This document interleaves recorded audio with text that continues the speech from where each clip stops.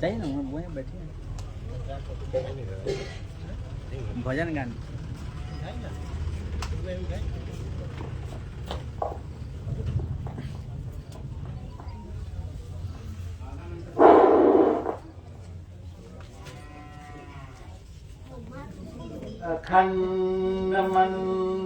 अखण्डमण्डलाकारं व्याप्तेन चराचरं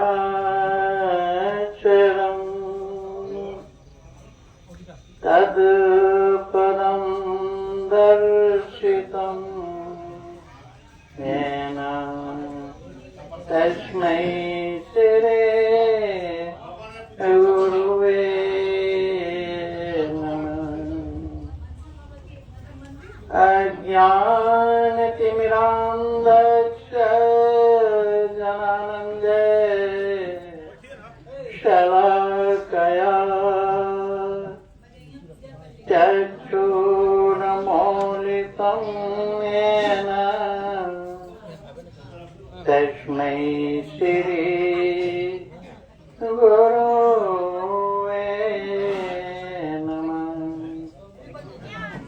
गुरु ब्रह्मा गुरु विष्णु गुरुदेवो महेश्वर गुरु साक्षात् परं ब्रह्मा तस्मै श्री गुरुवे नमः। ध्यानमूलं गुरुर्मूर्ति पूजामूलं गुरुपदं मन्त्रमूलं गुरुवाक्यं मोक्षमूलं गुरु कृपा गुरु कृपायै केवलं गुरु कृपायै केवलम्।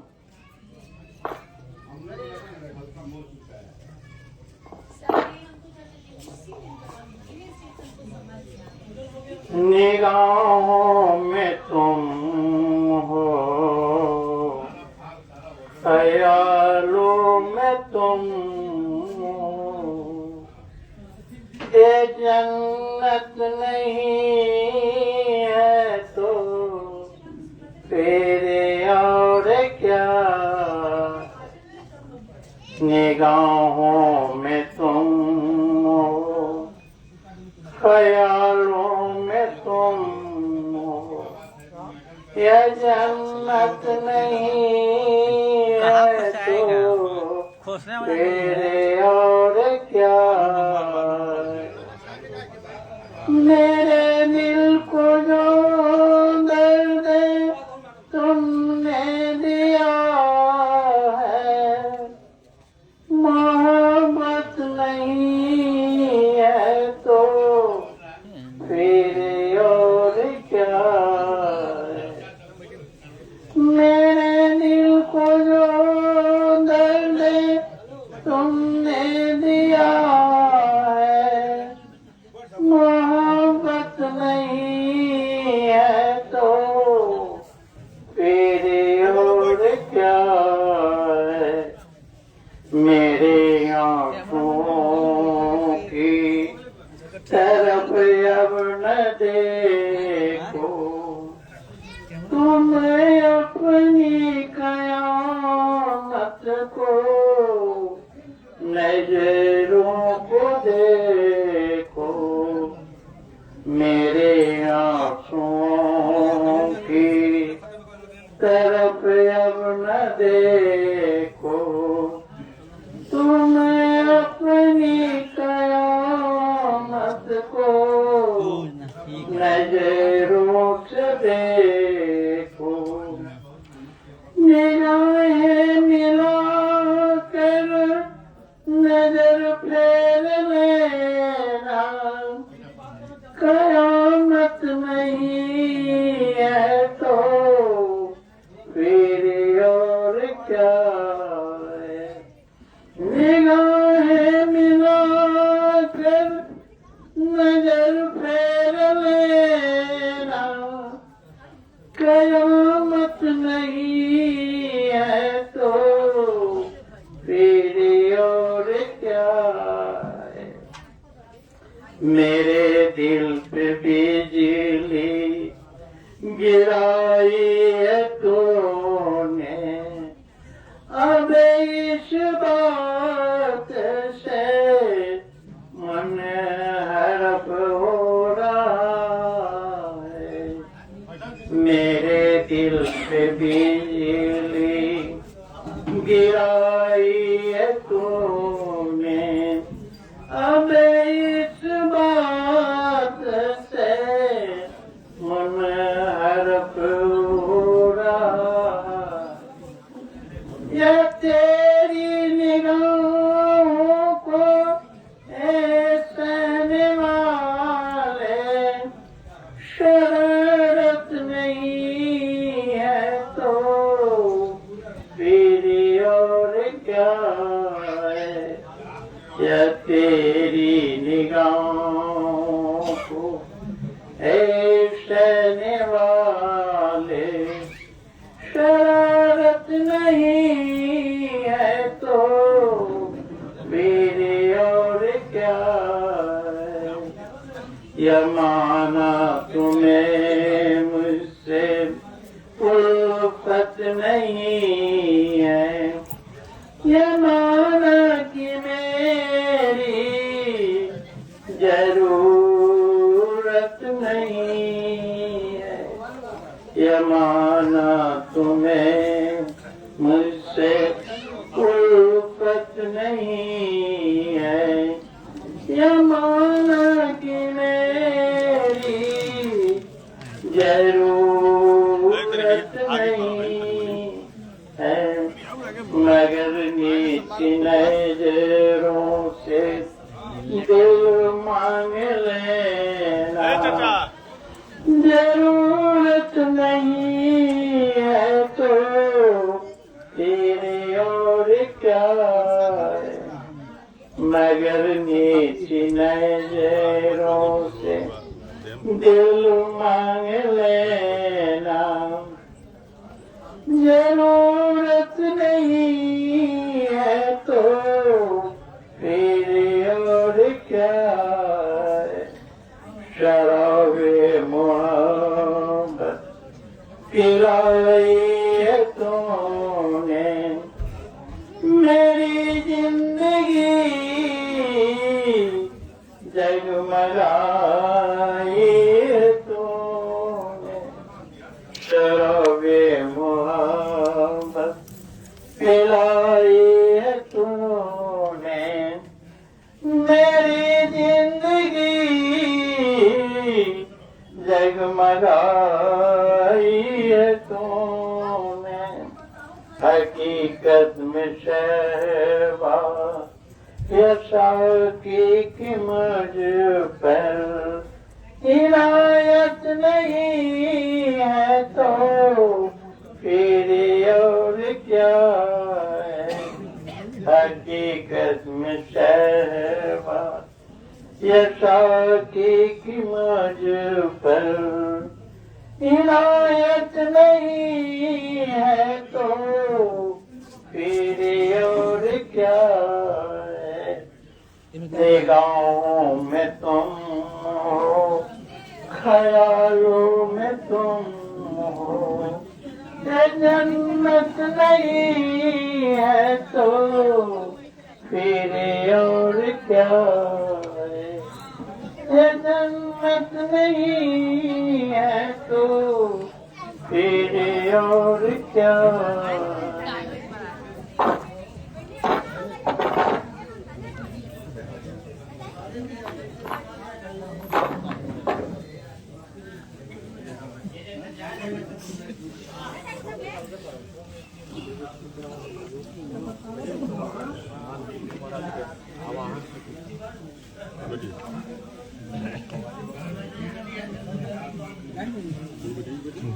आई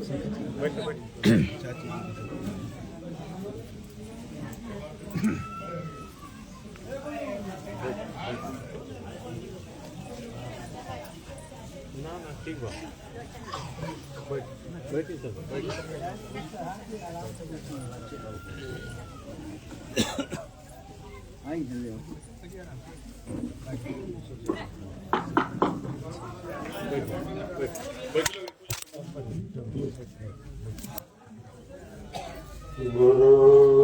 गुरुर्ब्रह्मा गुरुर्विष्णु गुरुर्देवो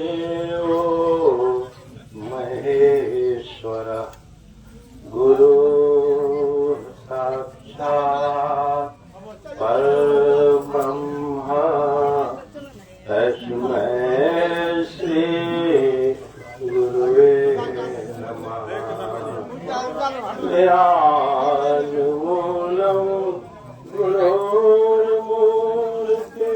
पूजामूलं गुरोर्पदं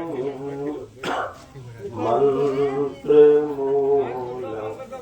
गुरोर्वाक्यं मोक्षमूलं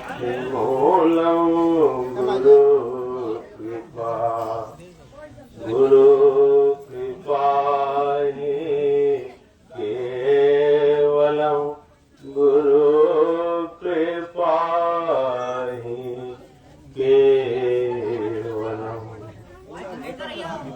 सबके हृदय के प्यारे सबके हृदय के प्यारे गुरुदेव है पधारे। स्वागत करेंगे कैसे हम दास उनके सारे हम दास उनके सारे। दीपक नहीं है कर में उनको जला रहे हैं। दीपक नहीं है कर में उनको जला रहे हैं। कोई हमें बता जा प्राणों में आ रहे हैं। कोई हमें बता जा प्राणों में आ रहे हैं। जीवन की छोटी नैया लग जाए उस किनारे। जीवन की छोटी नैया लग जाए उस किनारे। सबके हृदय के प्यारे गुरुदेव है पधारे।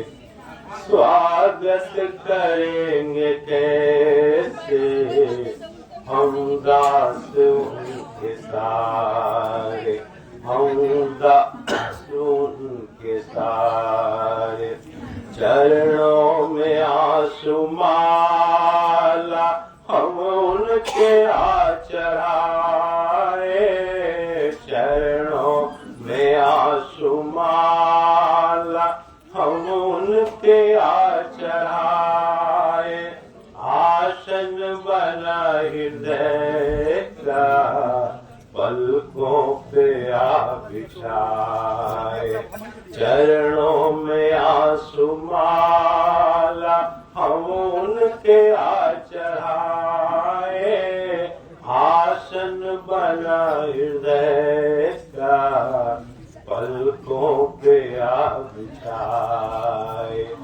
मांगी है भीख थोड़ी हम हाथ है पसारे। मांगी है भीख थोड़ी हम हाथ है पसारे। सबके हृदय के प्यारे देव हैं पधारे। स्वागत करेंगे कैसे हम दास उनके सारे, हम दास उनके सारे। सर पे उन्हीं के आगे अरमान भी हमारे, सर पे उन्हीं के आगे अरमान भी हमारे। लेकिन ये कर रहे हैं दिल के मेरे इशारे, लेकिन ये कर रहे हैं दिल के मेरे इशारे। पूजा नहीं है पूरी, ये गीत भी अधूरे। पूजा नहीं है पूरी, ये गीत भी अधूरे। सबके हृदय के प्यारे गुरुदेव हैं पधारे। स्वागत करेंगे कैसे हम दास उनके सारे, हम दास उनके सारे। सबके हृदय के प्यारे गुरुदेव हैं पधारे। स्वागत करेंगे कैसे हम दास उनके सारे, हम दास उनके सारे।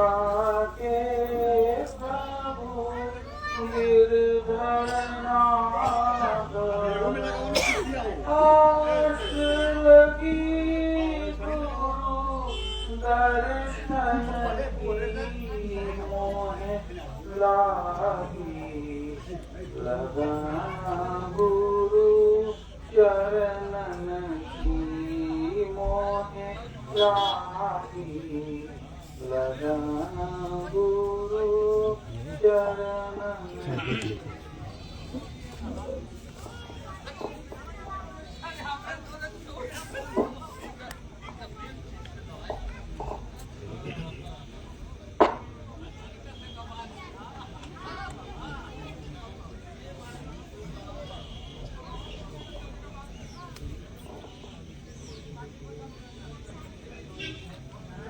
परमात्मा की बस बड़ी कृपा होती है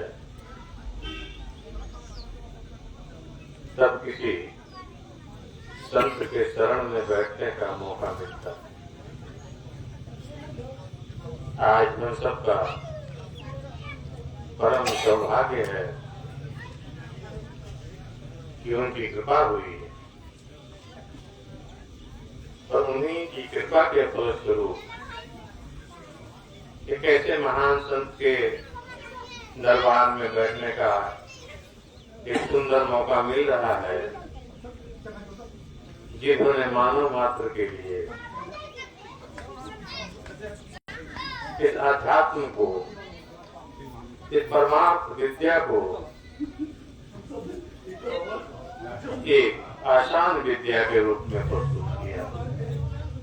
ऐसे समर्थ गुरु, ऐसे महान संत को हम सबों का सत नमन।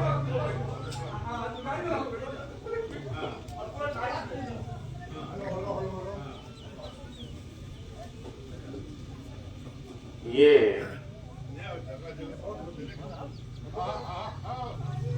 एक संत की बात, ये भागवत की कथा है, बहुत पुरानी कथा है। किसी राज्य में एक बहुत ही धनी सेठ रहते थे और बड़े पुण्य का काम करते थे।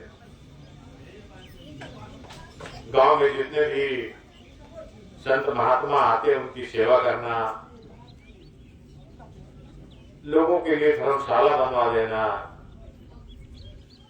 गांव के गरीब बाल बच्चों की पढ़ाई लिखाई में सहयोग करना,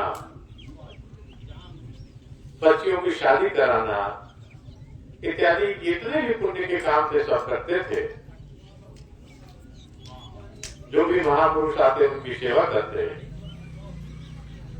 और जाते जाते जब वो महात्मा पूछते कि मैं तुम्हारी सेवा से बहुत प्रसन्न हूं, कुछ मांगना है तो मांगो, तो वो कहते थे कि मुझे और कुछ नहीं चाहिए, मुझे ईश्वर के दर्शन हो जाए या ईश्वरीय ज्ञान प्राप्त हो जाए जिससे मैं उनका दर्शन कर सकूं, मुझे यही चाहिए। वो महात्मा जो आते थे शायद उनके सामर्थ्य में ये चीज नहीं थी, तो बस प्रणाम करके चले जाते थे। ऐसे ही बहुत दिन बीतते गए। एक बार नारद ऋषि का उस गांव में आगमन हुआ।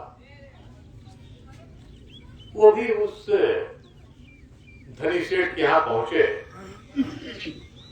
सेठ जी ने उनका बड़ा सुंदर आसन बिछाया, बढ़िया स्वागत किया और जैसे सबका स्वागत करते थे वैसे ही उनका भी किया। सब कुछ होने के बाद नारद जी ने पूछा कि आप बताओ क्या चाहिए आपको। बोले कि मैं क्या बताऊं आपको, कई वर्षों से मैं इस कार्य को कर रहा हूं। मंदिर बनवाए, धर्मशाला बनवाए, लोगों के लिए कुआं खुलवाया, नल लगवाए, गरीबों को दान दिया, बच्चों को पढ़ाई लिखाई दी, कितने संत आए, सबकी सेवा की। लेकिन जो मेरी इच्छा थी कि मुझे वो परमात्मा का दर्शन हो जाए, मुझे ईश्वर का ज्ञान प्राप्त हो जाए, वो आज तक नहीं मिला मुझे। तो नारद जी ने कहा कि देखो,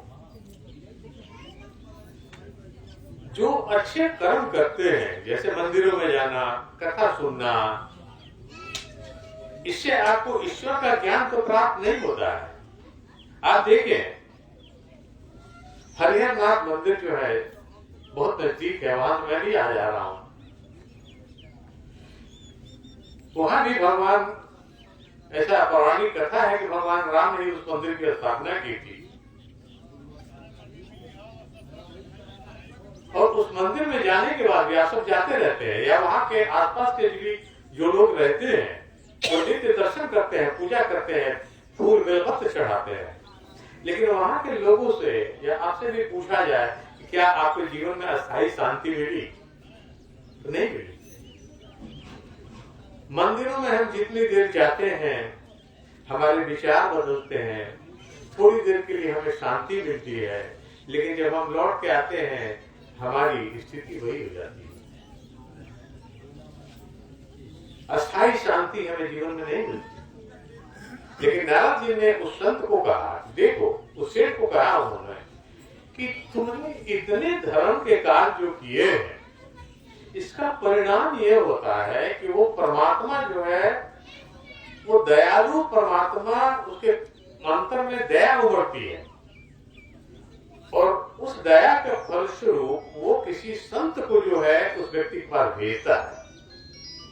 और उसी ईश्वर की प्रेरणा से मैं आज तुम्हारे पास आया हूं, और मैं तुम्हें ये ज्ञान दूंगा कि कैसे ईश्वर को प्राप्त करते हैं और जीवन में कैसे आपको चैतन्य शांति, शाश्वत शांति और आनंद जो कभी खत्म न हो। थोड़ी देर के लिए शांति, थोड़ी देर के आनंद नहीं। तो ये हम जो पूजा पाठ करते हैं, इसका प्रभाव इतना होता है कि हमारे विचार जो है थोड़े संसार से उठ के परमात्मा की तरफ मुड़ते हैं, और परमात्मा ये कृपा करता है कि हमको दया करके किसी संत के शरण में भेज देता है। तो नारद जी ने कहा कि मैं परमात्मा की दया से ही तुम्हारे इस पुण्य का प्रभाव है, पुण्य का फल जो है, उसकी प्रेरणा से ही मैं तुम्हारे पास आया हूं। और तब उन्होंने समझाया, क्या समझाया? उन्होंने कहा कि देखो, शांति मनुष्य के अंदर में है। शांति जो है वो आपके अंदर में है, लेकिन शांति क्यों नहीं मिलती? क्योंकि हमारा मन शांत नहीं है। अगर हम ईश्वर को, उस परमात्मा को अपने अंदर में बैठा लें, वो परमात्मा, वो भगवान जिसको हम बाहर मंदिरों में ढूंढते हैं, जाते हैं, पूजा पाठ करते हैं, उस ईश्वर को जब हम अपने अंदर में बैठा लें, तब हमको कहीं जाने की जरूरत नहीं है। और वो ईश्वर जो है, सो वो ईश्वर है क्या? परमात्मा जो है वही आनंद का स्वरूप है। आप देखिए, परमात्मा जो है, प्रेम जो है, भगवान कृष्ण ने क्या किया? भगवान कृष्ण ने कभी गोपियों से कोई साधना नहीं कराई। उन्होंने नहीं कहा कि तुम मंदिर जाओ या कहीं बैठ करके ध्यान करो। उन्होंने इतना प्रेम बांटा उन सबों में, इतना प्रेम किया उनसे कि सब उनके हो गए।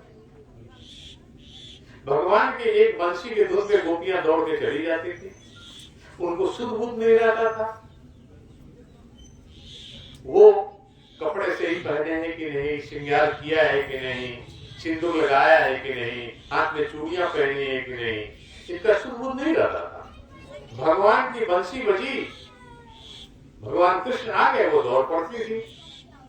लेकिन इस तरह के भाव हमारे जीवन में परमात्मा के लिए कैसे आए?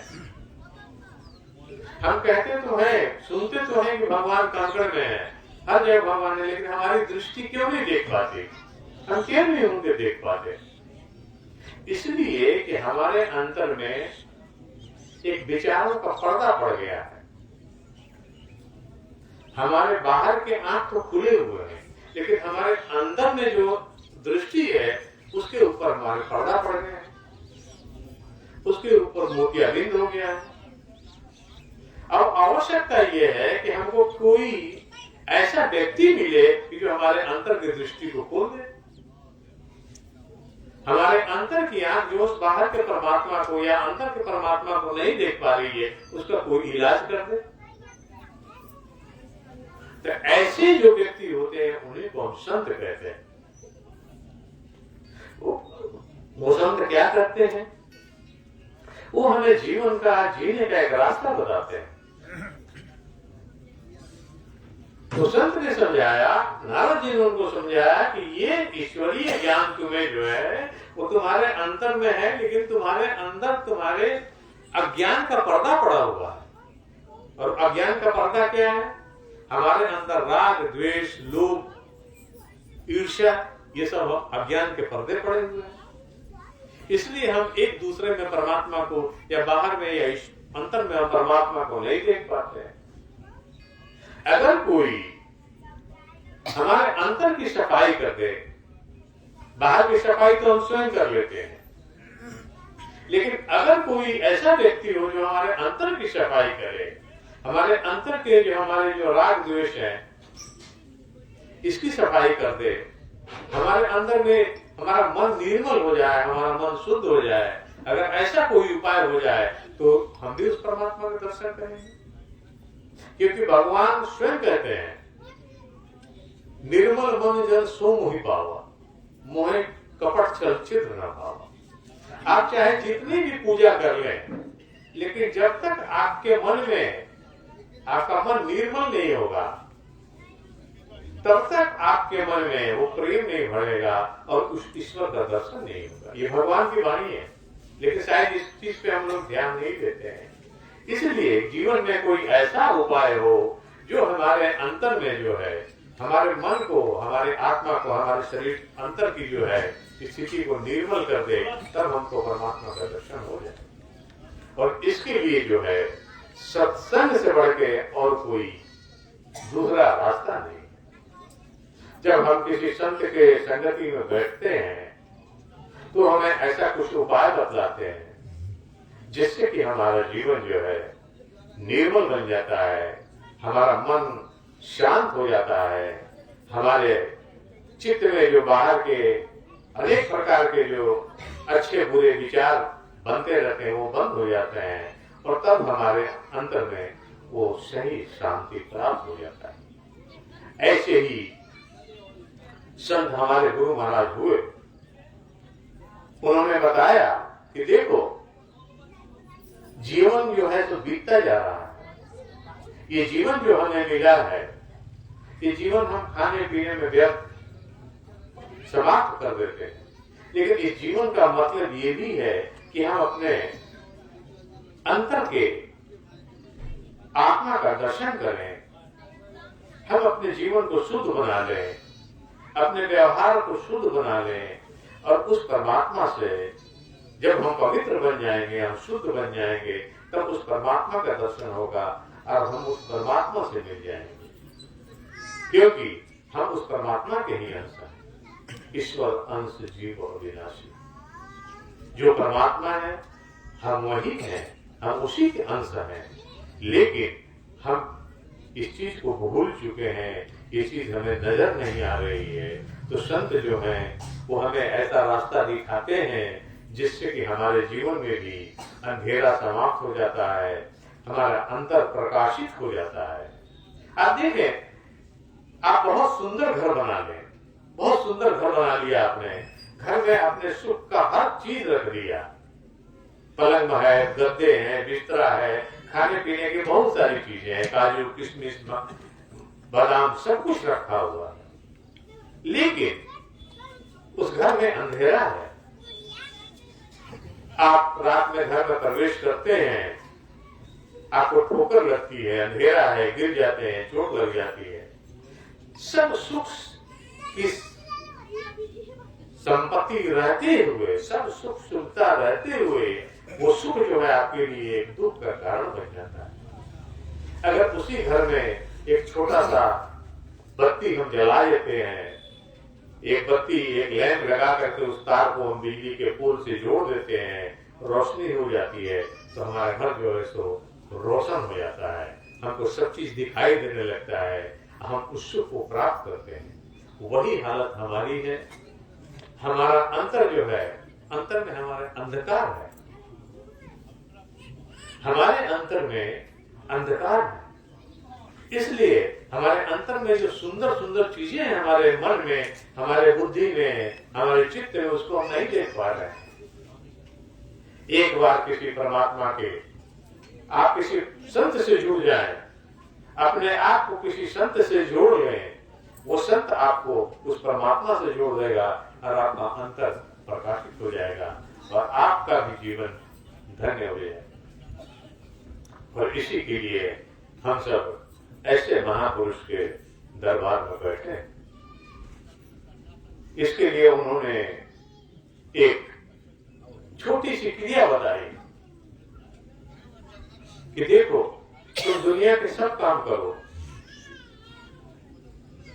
विद्यार्थी हो पढ़ाई लिखाई करो, नौकरी वाले हो नौकरी करो, गृहस्थ हो गृहस्थी करो, व्यापार करो, जो करते हो करो, 24 घंटा में 30 घंटा तुम अपने काम करो, उस परमात्मा का नाम मत लो। लेकिन 1 घंटा सुबह, 1 घंटे में भी आधा घंटा सुबह और आधा घंटा शाम अपने लिए निकालो, जिसमें तुम उस परमात्मा को याद करो।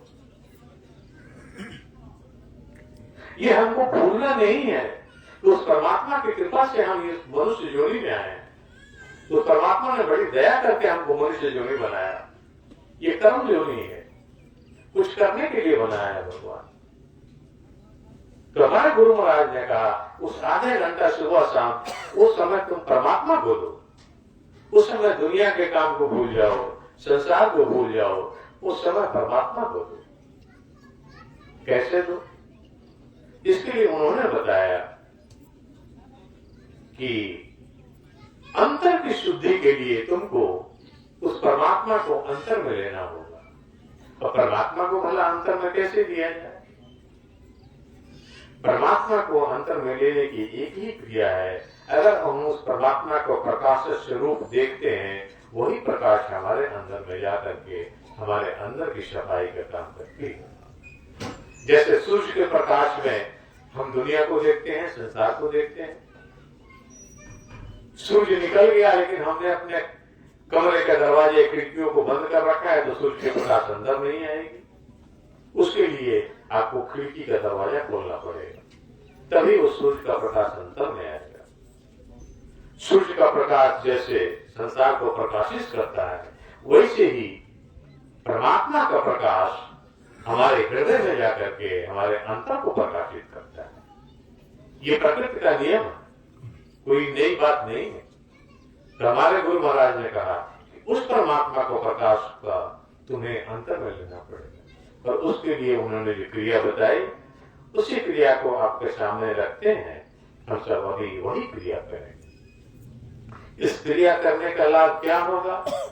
हम जैसे जैसे इस क्रिया को करते जाएंगे, वो परमात्मा का प्रकाश हमारे अंतर में जाएगा, हमारे अंतर में निर्मलता आएगी, हमारे अंतर के जितने भी राग द्वेष हैं, विकार जितने भी हैं, घृणा है, ईर्ष्या है, ये सब हमारे अंतर से धीरे धीरे धीरे धीरे निकलते जाएंगे और हमारा मन शुद्ध होगा, हमारी बुद्धि शुद्ध होगी, हमारे अंदर विवेक जागृत होगा और हम एक दिन शुद्ध, स्वच्छ और निर्मल बन जाएंगे और उस परमात्मा का दर्शन सहज नहीं हो जाएगा। आइए हम सब अब उस गुरु महाराज की बताई हुई क्रिया को करते हैं। इसके लिए जैसा उन्होंने बताया, मैं वही क्रिया आपके सामने रखता हूँ। हम सब एक आसन में बैठ जाएं